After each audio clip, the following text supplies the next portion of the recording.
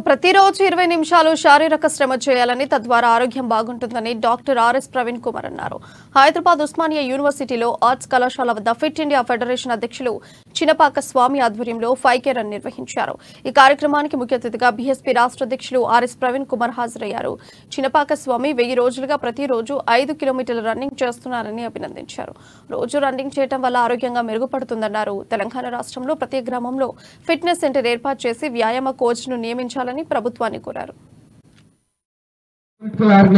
మరి డాక్టర్ల కాళ్ళ మీద పడి ప్రాధాయపడడం, పెద్ద పెద్దల దగ్గరికి పోయి అప్పులు చేయడం కోసం పుస్తకాలను తాకట్టు పెట్టడం, లేకపోతే ఇళ్లను తాకట్టు పెట్టడం, పొలాన్ని అమ్మేయడం, పొలాన్ని తాకట్టు పెట్టడం, ఇవన్నీ చేయకుండా ఉండాలంటే, మన జీవితాలు బాగుండాలంటే, డబ్బులు మరి మనం సేవ్ చేసుకోవాలంటే తప్పకుండా రోజుకు 20 నిమిషాలు పరిగెడితే చాలు. నేను స్వామిలాగానే 38 సంవత్సరాల నుంచి నిరంతరాయంగా నేను ఏదో ఒక ఎక్సర్సైజ్ చేస్తూనే ఉన్నాను. అందుకొరకే ఇంతవరకు ఎప్పుడు కూడా నేను హాస్పిటలైజ్ అవ్వలేదు.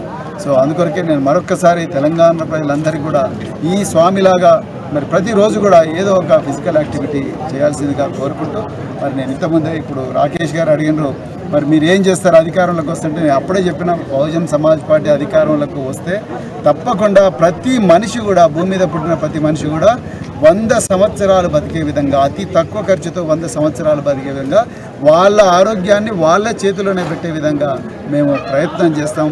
మరి పరిగొట్టే ప్రతి వ్యక్తి కూడా ఒక జత బూట్లు, అదేవిధంగా ఒక స్మార్ట్ వాచ్ ఇస్తామని కూడా చెప్పినాం. పెద్ద ఎత్తున స్పోర్ట్స్ అకాడమీస్ కూడా ఏర్పాటు చేస్తామని చెప్పినాం. మరి ఈరోజు తెలంగాణ ప్రభుత్వం